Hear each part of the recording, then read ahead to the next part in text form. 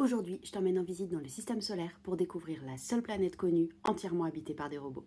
Je parle bien sûr de Mars, la quatrième planète à partir du Soleil et l'une des plus petites. Elle fait à peine la moitié de la Terre. Elle est petite mais proche, et du coup on la repère facilement dans le ciel. Tu sais, ce petit point rouge vif. Une année sur Mars dure environ 687 jours terrestres. Alors oui, tu peux compter ton âge en année martienne, histoire de rajeunir un peu.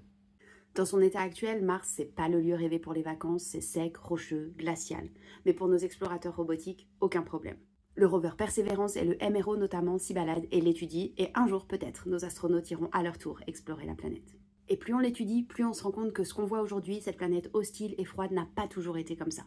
Il y a des milliards d'années, elle était plus chaude, humide et avait une atmosphère bien plus épaisse. Imagine un ciel tirant sur un bleu brumeux, un air riche, des rivières, des lacs parfois immenses, des volcans gigantesques, toujours actifs d'ailleurs, réchauffant localement l'atmosphère. Tout ça est resté gravé dans le paysage de Mars, ce passé aquatique potentiellement habitable. C'est pour ça qu'on cherche des traces de vie anciennes sur Mars, car même si le moment où elle aurait été habitable semble assez court, entre 500 millions et 1 milliard d'années, ça reste suffisant pour le développement d'une vie microbienne simple. Mais alors, que s'est-il passé ? Eh bien, principalement, Mars a perdu son champ magnétique. On sait qu'elle en a eu un, car certaines régions sont encore fortement magnétisées, mais aujourd'hui, plus rien.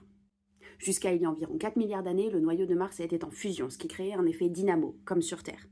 Mais rappelle-toi, Mars est beaucoup plus petite, donc elle a refroidi plus vite. Son noyau a fini par se figer et le champ magnétique a disparu. Et sans champ magnétique, pas de protection. Et sans protection, l'atmosphère de Mars s'est fait grignoter par les vents solaires. Et attention, il y a 3 ou 4 milliards d'années, le Soleil était bien plus jeune, plus puissant, tournait plus vite et créait des vents beaucoup plus violents qu'aujourd'hui. Mars a peu à peu perdu son air, son eau liquide et son climat s'est transformé. Résultat, aujourd'hui son atmosphère est très fine et incapable de protéger la planète contre les impacts de météorites, astéroïdes, comètes, etc.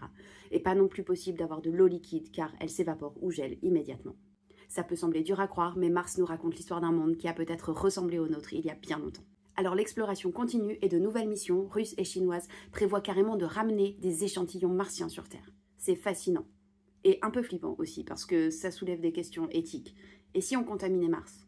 Ou si on contaminait la Terre ? Jusqu'où est-ce qu'on est prêt à aller pour comprendre l'univers ?